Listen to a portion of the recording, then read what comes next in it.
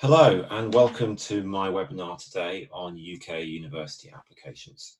My name is David Hawkins. I'm a specialist in university applications, particularly working with students applying to universities in the UK, Europe, Canada or the United States. And I'm based in the wonderful town of Market Harborough, about an hour north of London, here in what is today sunny England. Over the course of the next 35 to 45 minutes, I'm hopeful that we will be able to share some information with you all about UK university applications, some of the key features and things in there, and I'll also provide some details later on whereby you can follow up with me afterwards. As this webinar is being recorded, I would ask that you keep your microphone muted and your webcam off so that I'm able to share this webinar later on. So as I say, I work as an independent educational consultant, specialising in helping students applying to global universities and supporting them in managing these processes. And one of the most popular options in the world for students to apply to are universities in the United Kingdom. In my role as an independent education consultant, I'm a member of the International Association for College Admissions Counselling. I'm an affiliated consultant to the Council of International Schools and also a supporting member of the Council of British International Schools. And it's that last membership that I think is most relevant for today's webinar, focusing on the United Kingdom. So over the course of this webinar, I'm going to touch on these key points. I'm going to give some key features about applying to UK universities and some things to be aware of. I'm going to talk a little bit about the application process itself. I'm going to delve into some of the specialist options that are available in the UK university sphere, and then give a little bit of examples of some things that can go beyond the basics. So hopefully this will be a useful presentation for you all. So what are the key features to consider when looking at UK universities? So I've pulled out 6 here, which I'll talk through, which I think are really important to be aware of when you are considering the United Kingdom for your university destination. The first thing to be aware of is actually we have 2 different systems really within the United Kingdom. We have Scotland and we have the rest of the United Kingdom. And those are to do with historic reasons about when the university system started in England, Wales and Northern Ireland, and then separately in Scotland. If you know some history, that Scotland and the rest of the UK only came together a few hundred years ago, and some of the ancient Scottish universities were founded before that. So we have some key differences. The most obvious difference is the fact that in England, in Wales and in Northern Ireland, we're talking about a 3-year degree. Whereas in Scotland, we're actually talking about a 4-year bachelor's degree. And that becomes a 4-year degree in England when we get to integrated masters and a 5-year degree in Scotland. What that means then is in the Scottish system, you have a little bit more time to get your degree. And that enables Scottish universities to be more flexible in terms of the courses that they are offering. So a student going into a 3-year degree in England, Wales, Northern Ireland is typically doing this 3-year single or joint honours degree, focusing almost exclusively on the subject they have applied to study. So a student who, like I did, is applying to study history at a university in England will just study history for that period of time. There may be a little bit of flexibility, but basically every single thing you study, every class you take, lecture you attend, an exam that you would go on to do would be a history exam. Or if it was joint honours history and politics, it would be French, it would be business, those kind of things. Whereas in a 4-year Scottish degree, you actually have a bit more time to take, depending on the university, significant chunks of your degree in subjects that aren't your specialism. And particularly actually at some universities, you might go in wanting to study history, but take a chunk of classes in a contrasting subject, say for example, philosophy, and actually over the course of your degree, switch and come out with a degree in the contrasting subject in, say, philosophy in this example, rather than in the one that you applied for. So that's a really key feature of the UK to understand how Scotland is different from the rest of the UK. A second thing to be aware of, and this is something that I think will be important, knowing that there are some international students and counsellors on the webinar today, is that there's a different fee structure between Scotland and the rest of the UK in terms of how university is funded domestically. And that can have an impact on the admissions process for international students. So currently, at the time of writing, well, we don't still know exactly what's happening with the UK leaving the European Union, but right now, if you are Scottish or you're from the EU and you go to university in Scotland, then you are not going to pay anything for the cost of your tuition. Whereas if you're from England, Wales, and Northern Ireland and you're going to Scotland, you're going to pay the same as if you would do in those nations of £9,250. What that therefore means, though, is that a lot of Scottish universities have had significant numbers of applicants coming from the European Union who they've had to be able to offer them no tuition to go. And that's a financial challenge for some of these universities. Now, to compensate for that, Scottish universities, particularly Edinburgh, Glasgow and St Andrews, have gone out around the world to try and attract a lot of international students from outside the European Union who will be paying a significantly higher fee, almost to cross-subsidise the money that they are losing or potentially not breaking even on for Scottish or EU students. And that plays out particularly when you look at entry requirements. If you look at what grades, what A-levels, IBs or other grades are being asked of students within Scotland and the rest of the UK, compared to what actually you might be asked to get as an AP student or a student in the Indian curriculum, a student in Australian curriculum, applying to Scottish universities, it seems comparatively low. Potentially you might have an A-level student who's being asked to achieve 3 grades at A or A star, whereas a student in the American curriculum is being asked to achieve 4s or sometimes even 3s in only 2 APs. And that's because the Scottish universities really do want to attract international students into their universities. So if you're looking at where you can get the most bang for the buck in terms of what grades you might have, Scotland really is a very good example to look at there as well. The second key feature I've covered, I've touched on this idea of a 3-year focused single or joint honours degree with an almost exclusive focus on that subject that you have chosen to study. And that is really important when you're thinking about making your application to the UK, because you have to know what you want to study. You aren't being admitted as a general student to the university as you might be in the United States. You're not being admitted as a student to a broader area of study as you might do to Bachelor of Science or Bachelor of Arts in Canada. You are being admitted as a student of that subject or of that joint subject. And that's really important because you need to understand that at some point in this process, an academic has been involved, a professor has been involved in setting those entry requirements. So just because you were admitted to a university to study business, it doesn't mean that you would also have been admitted if you wanted to study French. The entry requirements can be different, what the universities are looking for is different, and it's really important to make sure that you do know what you're going to be studying. A third key feature, and something which I think a lot of international students aren't necessarily aware of, is the fact for a lot of courses, particularly within the STEM field, science, technology, engineering and maths, will offer you an integrated master's. I touched on it earlier in saying that you can have a 4-year degree in England, Wales and Northern Ireland and a 5-year degree in Scotland. And what that means is for subjects like engineering, like maths, like physics, computer science, etc., most students who are going to go into those fields will go on and do a master's straight away after their bachelor's anyway. So why not just roll it all together? Why not integrate it? So actually, as you are at high school applying to university, you can apply to courses at UK universities where you will automatically progress through the bachelor's and do the master's at the same time. So actually your degree might come out not being a bachelor's in engineering, it might be a master's in engineering or master's in computer science or master's in maths, for example. Now, when you are searching for these courses and you're looking at them, you can actually see there's quite a lot of difference in terms of potentially what the entry requirements might be and also in terms of the offer rates might be. So for students who are looking at STEM fields, it's really good to know that in the UK we do have these integrated master's options. There is another reason why actually these degrees can be a year longer, so 4 years in England, Wales, Northern Ireland, and 5 years in Scotland, is that the UK also potentially offers in the 3rd year of this 4th year degree, or the 4th year of a 5-year degree, what we know is either a sandwich year, the sandwich being that year that you take out, the filling of the sandwich, to go and work, go on placement, do an internship, a little bit like co-op education in the United States, or potentially to go and do a year abroad. Now, some universities, this will be a course that you would apply for at the time of application. So you could apply for business, and you could apply for business with a year in industry, or business with a year abroad. At other universities, you just apply for the standard course, and when you're at university, you can apply for the year on placement, the sandwich year, or the year abroad. Again, it's worth researching that university by university. And then 2 big key features, things that I think people really need to be aware of when we're looking at UK universities. The first one is contact time. And actually, if you look at UK universities compared to international counterparts, in many subjects, and particularly on the arts, humanities and social sciences, you won't actually have a lot of time with professors. There is an emphasis that you will do independent study.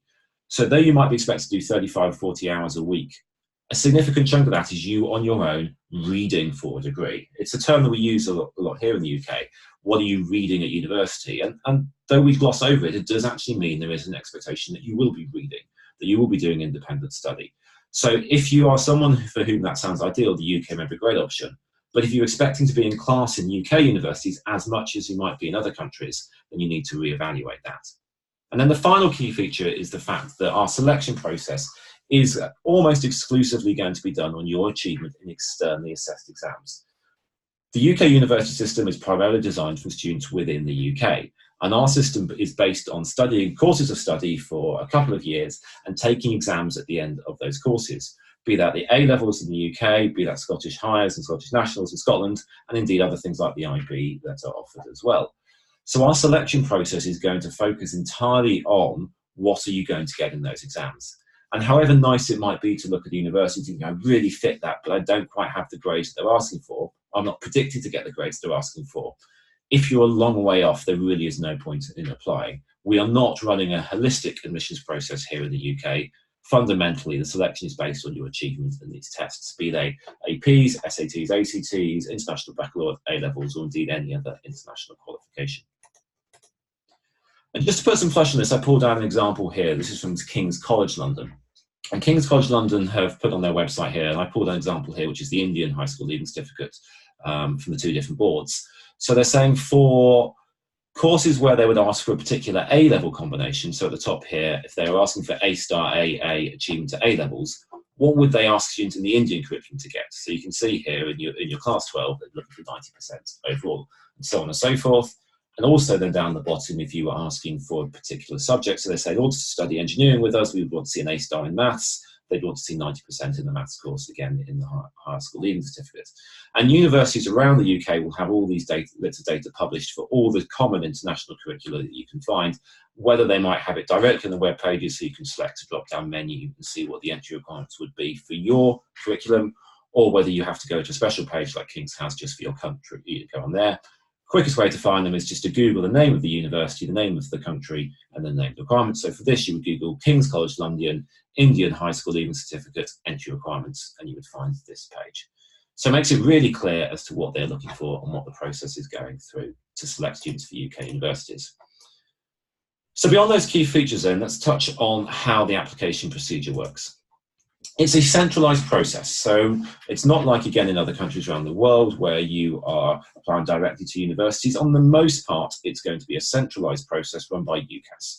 I mean, UCAS is a bit like a clearinghouse for universities. It has a huge amount of resources available to you on there, but the ones you're most likely to use are the course search function, where you would type in the subject you were looking for, and it will give you a massive long list of universities which offer that subject and related subjects. It gives you some filters, so you can start to filter which part of the UK might you be in, what other things might you be looking for, and then you can click through and find details of the courses, and most crucially those entry requirements, and also in many cases you can find a link there and click through to the university's own webpage. That centralised process, though, however, also means that the application is, in the vast majority of cases, going to be done through UCAS as well. So you would apply through a system called UCAS Apply, and that is where you're going to enter the data about yourself, you're going to enter your personal statement, you're going to put in the up to 5 choices that you can make on UCAS, and that is how the application is going to be sent off via UCAS to the universities. Now, because it's a centralised process, it's a clearinghouse, UCAS is also involved in managing the post-application process. So once your application has been submitted, you get to log into UCAS Track, whereby you can log in and see the status of your applications, where universities will make decisions and relay them to you. Hopefully it's making you an offer, but it quite often could be that they're not making you an offer, and then you choose which offers you would then take on forwards from there. Now, I've been saying in most cases, because there are some situations where you might not use UCAS or might not use UCAS exclusively for your UK university, direct applications are possible. That might be for a university that has a January start date, for example, the University of Buckingham. That might be for foundation programs that aren't run through UCAS, and you would apply either directly to the university for that, or for a provider like Into or Study Group who are running that foundation for a university. Or there are some UK universities who are on the US Common App where you can apply there. A caveat to add for these, particularly if you are using the Common App, is that you should not make more than 5 applications to UK universities, regardless of whether those are going through UCAS or not. Most UK universities will at some point have to report your application back to UCAS. If you're holding 5 applications through UCAS and you've done another couple more through the Common App, the ones in the Common App will have to be cancelled. So it's really important, whatever the system, to make sure you stick to that limit of 5. So what do you have to do when you're applying to university in the UK? Well, from the student side, you're not providing a huge amount of information, certainly compared to if you are familiar with the US process. The UCAS apply system is going to ask you to provide some basic biographical information. So where you were born, where you live, where you went to school, some demographic information if you choose to provide it, and some information about your family if you choose to provide it. The crucial thing is you're going to be asked to put in your academic history. So where have you been to high school? What qualifications do you already have? So that could be GCSEs, potentially middle years program and IB and other things like that. And then what are you taking now? So a student may be doing IB or A-levels will list the classes that they're doing now, and you'll be prompted to input a grade on that system. On the drop-down menu, you can put in pending, which is I'm taking this now, but I haven't yet done the exam. It's pending. And when we see what the school side is asked for, that's when your school will be able to put in what they predict you to get in those grades. The bit that seems to stress most students out here in the UK is what we call the personal statement, a 47-line or 4,000-character statement. Whichever one of those limits you hit first is the one that you abide by. And that statement really is focused on academics. Again, very different from other application essays you might be familiar with. We are looking here to make a case as to why this student should be admitted to that programme at university. I have some guidance available on my website at theuniversityguide.com, which talks through the best way I find to understand the statement. And the best way I describe it in that blog is to think about this as a court case, that you are presenting a statement of argument to a judge, in this case an admissions officer for that subject, trying to lay out evidence about why you should be admitted for that programme. So the university doesn't want to know if you're applying for French, how great you are at outdoor activities, how wonderful it was when you were 12 and you had a present that really impacted your life, or a volunteering trip that you did.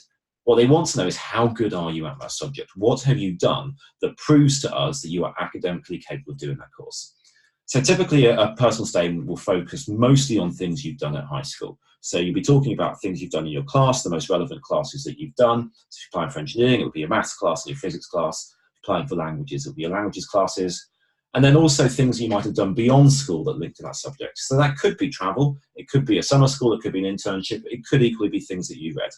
You may have a little paragraph at the end of that statement focused on your extracurricular activities, but as I was told by my old tutor at Oxford a few years back, we're not that bothered about Duke of Edinburgh, outdoors, about sports when you apply to history with us. You don't write essays in teams on a mountain. So that extracurricular thing is going to be a relatively small part of what you would put into that statement, and that statement gets pasted into the UCAS apply system, and then through there you're going to put in your up to 5 choices. So you put the university and the course at the university that you are applying to, and that is from the student side, the UCAS application. From the school side, however, there's more information to provide. For the students on the call, this is something to be aware of as to whether your school is a UCAS centre or not. If your school is a UCAS centre, this means they are registered with UCAS, your school will provide you with a thing called a buzzword. So when you register, you tick and say, I'm applying through my school. You type in this buzzword, it's a code word your school will decide, and you will automatically be linked through your school, and that means your school can see more information about your application and do things there. However, you can apply independently if your school is not a UCAS centre, and in that system, then the school would just be given details through the student typing in an email address whereby they could put this information in. As a school, you're going to have to confirm the student's information, making sure they're not being disingenuous about anything they've done.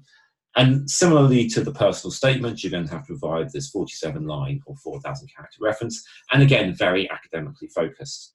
I know there were some college counsellors on the call, and when I was a college counsellor working in schools, I felt that my role in the UCAS statement was almost collating a reference. I wasn't writing it like I would have done for a letter for a US application. I was bringing together things that other people had written. So again, in the case of, say, someone applying for engineering, I maybe would have an introductory paragraph talking about how the student fitted into the context of the school, and maybe actually some general information about the context of our school. And then actually I would probably be quoting quite extensively for a couple of middle paragraphs from teachers in the relevant subjects. So I might start off again for this hypothetical engineering student. In maths, the teacher reports that.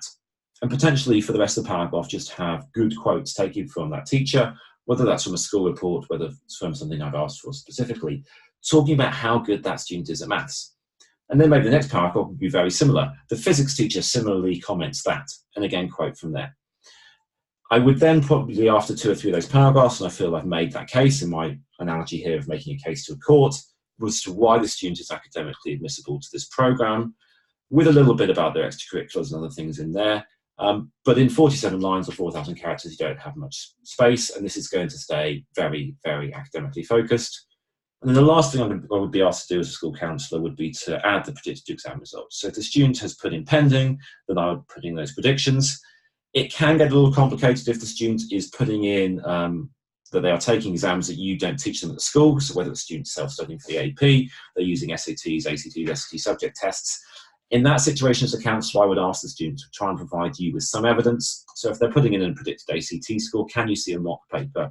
Do they have a tutor you could speak to help with those kind of things? But it's really important for the universities that there is something in there for predicted exam results, because clearly, as I've said, these grades are the fundamentally important factor on which offers are made. And if they're typically looking for an ACT score of a 32, and you're not putting any information in, they don't know what the student is like to get a 32 or actually could get a 24. So you do need to have some information for that as well. So that's the general things about the key features of UK universities and indeed how to apply. And now I'm going to touch on some specialist options which tend to come up a lot and just run through some brief details about these programs and how they can actually differ from some of the things that I've been talking about already. The first one that comes a lot is Oxbridge, or Oxbridge actually not being a place that exists. It's an amalgamation of Oxford or Cambridge. And these universities are world-class, they're brand name universities, and they do sit at the top of almost every UK ranking. Sometimes one or other slips down to 3rd place or 4th place and others slip in. But Oxford and Cambridge is seen as a mark of quality around the world, and many, many students aspire to them. However, one of the important things to be aware of with Oxford or Cambridge is that, yes, these are highly ranked UK universities, but they're also doing something very different in terms of the style of their education. They are actually quite different from themselves. Oxford and Cambridge are not identical institutions, but they're also different enough from other UK universities that we do lump them together. And the key difference there is the intensivity and the style of teaching at both universities. So at most UK universities, the closest you might get to a professor, to an academic, might be in a class of, say, 20 to 30 students, or potentially just in a lecture, and the classes will be taught by doctoral students. At Oxford and Cambridge, you're going to be taught potentially 1-on-1, 2-on-1, maybe 3-on-1 with these world-leading academics. Oxford calls them tutorials, and Cambridge calls them supervisions. You are going to be sitting down in a room for an hour and a half, maybe on your own, maybe I said with a small number of other students, and interacting directly with someone whose life work is the subject that you are reading at university. So I'll give an example from my own time studying history at Oxford, that at one point I was having to sit down and present an essay I'd written on the Visigoths and the Ostrogoths in the post-Roman Empire period to someone who was the expert in the world on the Visigoths and the Ostrogoths. And he'd spent 30 years of his life studying this, and I'd spent 6 days studying this. And the point of saying that is to understand why the selection process at Oxford and Cambridge is so different from other universities, because it is designed to see whether the student is robust enough, has the passion for the subject enough, and is intellectually capable of studying that subject in that level of intensity. That's why there is an earlier deadline. So for the other UCAS applications, your deadline is going to be January the 15th, whereas for Oxford and Cambridge, it's going to be October the 15th, because there is more that has to be done for the universities to assure themselves that this student is capable of going through this educational experience. So after that earlier deadline, you're going to hit the pre-admissions tests. Both Oxford and Cambridge now do test, and these are going to be subject tests based on what you're applying for. So it might be an English language test called the ELAT, it might be the history aptitude test called the HAT, it might be the thinking skills assessment at Oxford or Cambridge. But in the autumn, you're also going to have to sit down as a centre and take these pre-admissions tests. And then if you do well enough of those tests and you get called to interview, you are going to go through a mini tutorial or mini supervision of a very academically focused interview. And again, all entirely designed to see whether the student can rigorously cope with that style of teaching. You often hear myths about people asking strange questions on these interviews for Oxford and Cambridge. Famously, there's a book published called Tell Me About a Banana. And these questions are designed to see whether the student can think. Students are coming to interview Oxford and Cambridge from all sorts of educational backgrounds, not just internationally, but indeed within the UK. Different qualities of schools, different levels of familiarity with the process. These interviews are designed to see how well can the student think. For the councils on the call, particularly in international school, where you might not have a great cohort of British educated teachers who understand this process, you might not have the same cohort of students who are pushing for these kind of things. It's really important that your students understand what this interview process is about. Students will end up talking to their teachers about academic stuff, and they might be quite used to that. They might be quite used to talking to other adults about things that are going on in their lives. What I tend to find is they're not really very used to talking about academic things to adults who they don't know very well. And yet the final stage of the selection process for Oxford and Cambridge is going to be that. So if you are a counsellor and you are supporting students through Oxbridge, I would really strongly recommend that you find through your teachers, your faculty, or your parent community, people who can come in and help these students get ready for things, to get used to talking about history, about French, about physics, about computing, to people who know those subjects, who those students don't really know personally, and get used to this interview process as well. Now, I would say at the start, Oxford and Cambridge are typically the first and second ranked universities in the UK, but not always the case. There are many, many students for whom Oxford and Cambridge's style of teaching might not actually be the perfect fit. And there are plenty of other universities that are highly ranked where students would not have to go through that particular style of teaching, where those students can thrive. If the student that you are supporting through this process is the one who the teacher says is always engaged, sitting at the front of the class, always wants to talk, and is also achieving well, then maybe Oxbridge is for them. But if the student who is achieving really well, but actually is quite happy sitting at the back of the class, doesn't want to answer questions, would be happier in a bigger lecture hall or not having to interact in the way Oxford and Cambridge demand, then maybe encourage that student to become a little bit more aware of what Oxford and Cambridge are like, and potentially realise it could not be the fit for them. Another process which is a bit more specialised and also indeed has an earlier deadline are the health sciences in the UK, medicine, vet medicine and dentistry. So again, they have that earlier deadline of October the 15th, and they indeed have tests. We have the BMAT, or the UK, the UCAT, so it's been rebranded as the UCAT. Different formats of the tests, different universities use those tests, so it's not like SAT or ACT where both are accepted. Some universities use BMAT, some use UCAT. Again, it has to be sat in the autumn. How universities use them is very different, and so it's really important that students will understand the way in which universities are using these things. There will potentially be interviews again for medicine, vet medicine, dentistry, but in different formats. So we have the traditional panel interview where you sit in a room with a group of people interviewing you.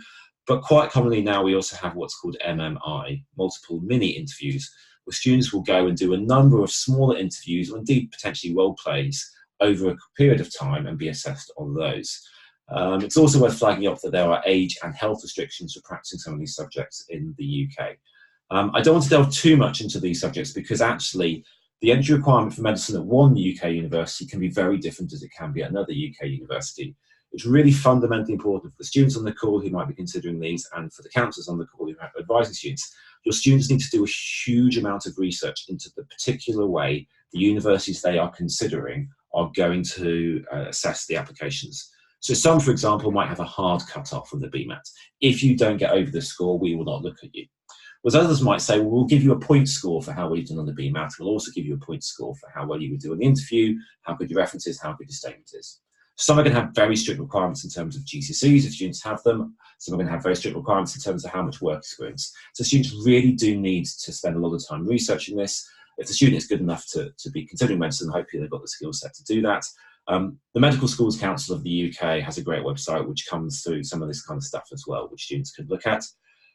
The final key thing to be aware of with these programs, particularly medicine, is the fact that actually within most UK universities, we are looking at a hugely oversubscribed subject, and one which the numbers are regulated by the UK government. And so in those subjects, the number of international students who can get a course is 7.5% of the total pool. So it's hyper competitive process. There are some private providers who are doing this. So University of Buckingham, University of Central Lancashire and Aston University all have their own medical schools which will only take international students. The process there can be a little easier and a little bit more straightforward. But fundamentally, if students are looking to study medicine in the UK, the big mistake that I want to get across that they should not focus on is to focus on the name of the university rather than the idea being of a doctor. Because these universities select in different ways, you can see massive variety, for example, in terms of the IB or A-level grades they're asking for. If the student wants to be a doctor in the UK, that should be the goal. Not, I want to study medicine at Oxford, I want to study medicine at King's, I want to study medicine at Southampton. They need to look at all these UK universities and understand the nuances between them. I did a series of podcasts last year, which can again be found on my website, which talks through some of these kind of things, and actually explains that as a medical student at university, you're not going to spend a huge amount of time in that city anyway. So even if you do really want to study medicine in London, you could be spending a large chunk of your time living somewhere completely else when you do some of your residencies and your training. So more resources on my website, which can help students looking at medicine, vet medicine, or dentistry. And then another specialist thing to have a look at are the creative subjects. And this can actually be quite a different process. You've got students looking at things like art, fashion, acting, music, anything in the creative portfolios, is that there actually can be different ways in which you would apply here. For many students, there is the option of a different application route. You can potentially apply directly to some programs. You can also apply into foundation programs. A lot of students for things like art and design in the UK, because art is typically only 1 A level out of 3, students haven't necessarily done enough art to be able to go straight into art school. So they will most commonly go and do a foundation program first, and then from that foundation program, apply into university. Sometimes you can find international councils a little bit confused. I've got this very talented artist, they applied to Central St Martin's and they didn't get in. Well, actually, you're competing against people who are a year old and have done a year's worth of foundation program already. So that's something to be aware of. For all these creative subjects, there are going to be portfolios and auditions. As for medicine and the other health sciences, it's really important that students research exactly what's going to be included in the portfolio. If they're auditioning, can it be done by Skype? Can it be submitted by video? Does the student have to come in person for those kind of things? There can be later deadlines for lots of these creative subjects, particularly if they're not running through the UCAS system, so students do need to be aware of checking those out as well. And another thing I'll throw in when we're looking at creative subjects is there's a massive attraction for international students to study these subjects in London. London has some great options for these places, but so do many, many other UK cities. And I would encourage those students to look at some of the really specialist institutions, Royal Welsh, Glasgow School of Art, Leeds College of Music, and many, many others, which within the UK have a great reputation for these creative subjects. But because students may be focusing on London, might miss out on looking at some of these really wonderful places that they could actually potentially have a slightly easier chance of getting into. Okay, so then I want to touch a little bit more now then on beyond the basics. This might be a little bit more focused on the councils on the call, but also to actually understand that though we talk about UK university applications as being more straightforward than the US, there is actually a lot of nuance here that people can look at. One of the things about UCAS being a centralised system is that actually a half decent or even a relatively poor UCAS application can still get you good offers. Because the process is focusing on the grades almost exclusively, as long as you've got good grades and the grades match what you're looking for, if the statement's rubbish, if the reference is rubbish, if you do a few things wrong, you're probably still likely to get good offers. So actually a lot of schools in the UK, as well as internationally, don't realise some of the extra things that they could be doing to help their students really make the most out of the UK application process. One of the ones I think is really fundamentally important is to delve into data.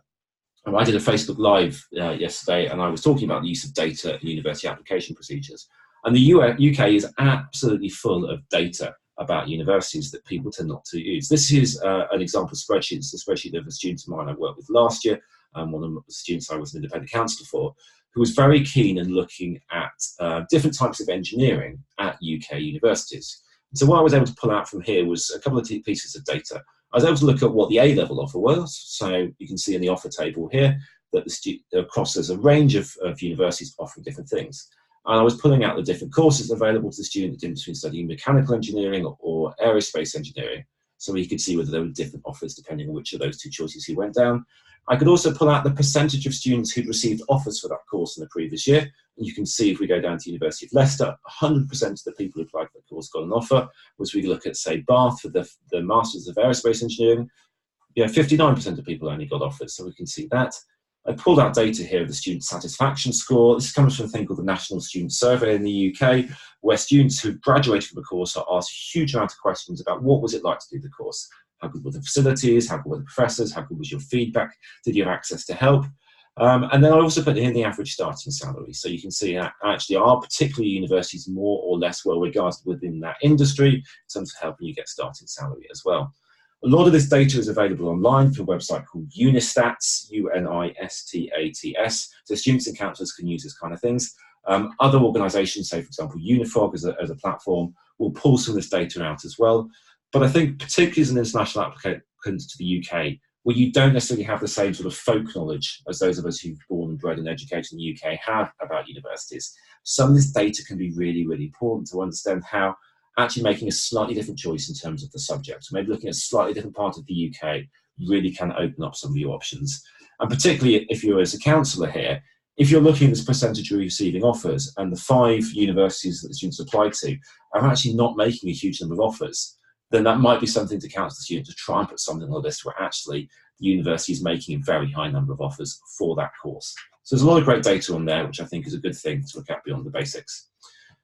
Another one, and there's been some discussion on some of the counselling social media actually about this morning, is the fact that you don't actually have to submit all your UK applications at the same time. It is 5 applications, and those 5 applications is your limit. But even if you are only doing UCAS, those 5 don't all have to go off at the same time. And this is a process that I actually call UK early action. So in the US, you can apply early to some universities, you get an early reply, and potentially based on that those replies, you might actually then decide for your regular decision whether I need to play it safer or actually potentially I can be slightly more ambitious. The UK, by applying early as well, gives you the same kind of pathway. So you could, for example, be ready to submit your UCAS application in mid-September and October, but you're only really certain on 2 of the universities you want to apply to. So stick those 2 in. You still go through UCAS apply, all the information will be done, and you will still be passed on to UCAS track. And then you have up until January the 15th to submit the final 3 choices. The reason why that can be a good idea is that we know what the entry requirements are and we know generally what the trends are, we don't know what the application pool looks like that year. Particularly for students this year, with this idea of Brexit being thrown into the mix of it potentially, it could be a very turbulent year. And you might find that a university that you feel you're a little bit ambitious towards, that I don't quite have the grades, that you could apply to them and get an offer that actually does match your grades. And if you feel then that's realistic and your council advisor feels that realistic, maybe you could be even more ambitious with adding in those couple more applications coming into January. Or the reverse, if it doesn't work out, then you know you're going to have to play safe. And by staggering these applications, you can give yourself a more kind of nuanced version into this UCAS process and really get a sense of the lie of the land. And particularly for students who might only have a couple of universities that they really want to go to at this stage, just sticking in a couple now when you're ready can save delaying the whole process. Because it's a rolling admissions process in the UK, that most universities will make offers as and when they come in, won't be waiting until the spring for most places, then this is a really sensible way of doing that process. Another bit beyond the basics to be aware of is international qualifications. As I mentioned at the start, when looking at entry requirements, you really do need to look at what the universities will be looking at. Every UK university will accept international qualifications for entry, but you need to understand what they might accept them to. There are certain parts of the world where actually the compulsory education is a year or 2 less than it would be in the UK. And therefore, you might only be able to enter a UK university directly onto a bachelor's degree if you've done a foundation degree first, you've taken some particular exams. You need to understand the accreditation of things, you need to look at things like proof of English language. So it's really important to understand that yes, UK universities will all accept international qualifications, but in different ways. And the fundamental message to get across here is just because one UK university does it, doesn't mean that every single one will do so as well. So you do need to try and check through on here. Another key thing is to understand some of the terminology we were talking about as well that comes in the UK. So which universities are well recognised for particular things. A term you will hear used a lot in the UK is what we call the Russell Group. The Russell Group is one of the great marketing successes of the UK in the last 20 years or so. It's a self-selecting group of UK universities, mostly the highest ranked UK universities, who share similar characteristics. So they all, for example, have a medical school. But it's not the best. And if you actually look at any subject by subject ranking table in the UK, you will see that many, many non-Russell Group UK universities do come very highly up those rankings. So for example, in things like engineering, you'll see Bath and Loughborough up very highly, not in the Russell Group, for example. So it's worth understanding that, yes, the Russell Group might be a term that you've heard and something you're aware of, but don't look exclusively at that. If you do have a particular interest in something that's very, very specialised, then it is worth delving into the subject league tables. It's a website called the Complete University Guide, which can give you these subject by subject league tables, and you might find the subject you're interested for, the Russell Group University or university with a name brand that plays well internationally, might actually not be the best place to do that. That's important because you might not have heard of that university. If it is a very specialised subject you want to study, the employers working in those areas will recruit from those universities. So, for example, something like games design, you will find the University of Abertay is one of, if not the highest ranked course for that every single year.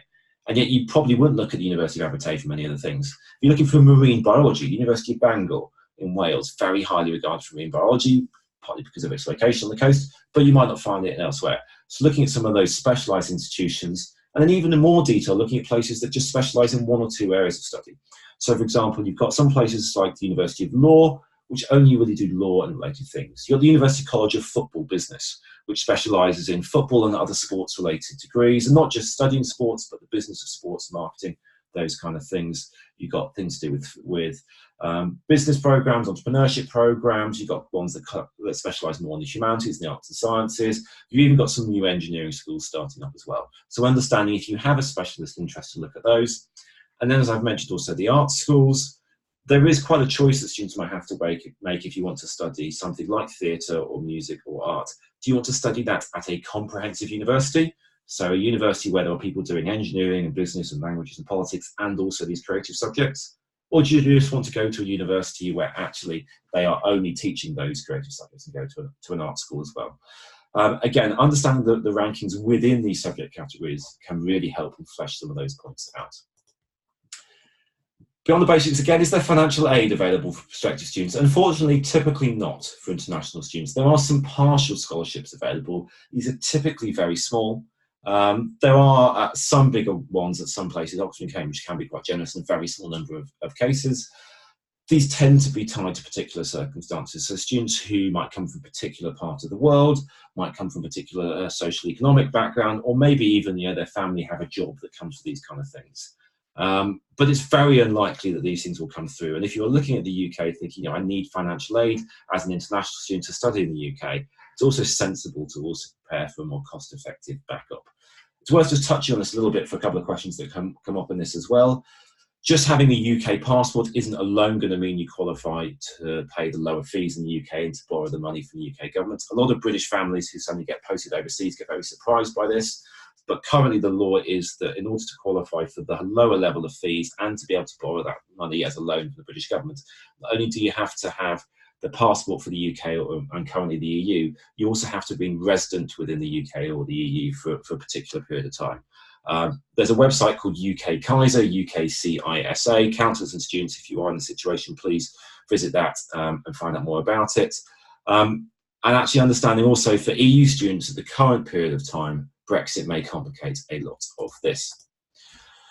What is the average cost of living? Again, a common question. It really, really depends. London is hugely expensive versus the rest of the UK. Actually, for students who are in the UK, you get a higher maintenance loan if you are studying in London compared to everywhere else, just because it is so much more expensive. So it can depend.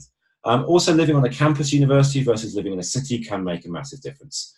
As ever in this stuff, it depends on the lifestyle you as a student want to have. Are you going to be going out all the night? Are you going to be having takeaways? Are you going to be shopping all the time? Are you going to be living off dry pasta and baked beans every night? So in terms of cutting your cloth accordingly there, a massive thing, though, I think students forget is the difference in cost of living between the north of England, Scotland, included as well, and the south of England, particularly the southeast around London. It can be much, much more affordable to study at universities that are in the Midlands, in the north, in Wales and Scotland, in Northern Ireland, than to focus on places like London or nearby.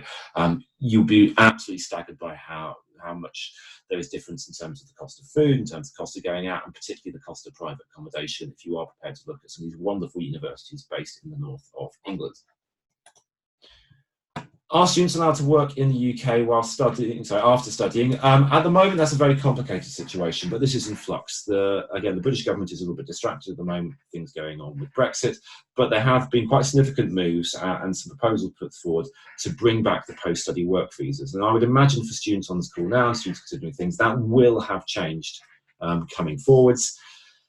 But we have to hold our breath a little bit on it because we don't know. The rule currently is that students are going to have to be sponsored by someone to stay on and work, and depending on the field in which you're looking to work, that can be more complicated.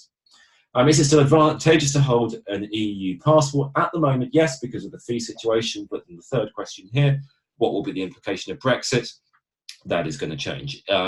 Very broadly speaking, and I'll caveat this by saying that things are changing rapidly, if the UK leaves the European Union with no deal, then EU passport holders, EU citizens, will become like any other international student on October the 31st when the UK falls out of the EU. If there is a deal and there is some transition period, then through that period things will work out. And actually for students going through that process, there'll be more time to understand some of these processes. So I said I was going to talk for 45 minutes or so, and I'm bang on there. So hopefully that's been a quick but useful overview of UK university processes. I would be remiss if I wasn't using this opportunity just to mention what we do to help students with this process. We're focusing on trying to make this process smooth and less stressful. Through our membership of CIS, International ACAC and COBIS, we have strong relationships with universities. For the councillors on the call, if you do have students looking for things, please be very reassured. We insist on working within the school's policies and rules. Having been a college counsellor, it's fundamentally important to me that I don't make a counsellor's life any harder than it has to be. And also we help with many other countries as well. So students who might be looking at the UK and other places, we can definitely add some value there, particularly if you're at a school which doesn't have a college counsellor. And if you would like more information, all the details are on here. My email, david@universityguide.com, my telephone number here, and I can take WhatsApp messages. I mentioned a few times the resources on the universityguide.com, lots of blogs, indeed some podcasts. And if you're interested in upcoming webinars, I've got webinars coming up on US applications and European applications. Details on how to register are at live.universityguide.com. And also at 8 PM UK time on the first Wednesday of each month, I do an open Facebook Live where anyone can come and ask me questions, and I'll do my best to answer them. I hope that was a useful whiz through UK universities. Thank you so much for joining you, and I hope to be in touch with some of you soon. Have a good day.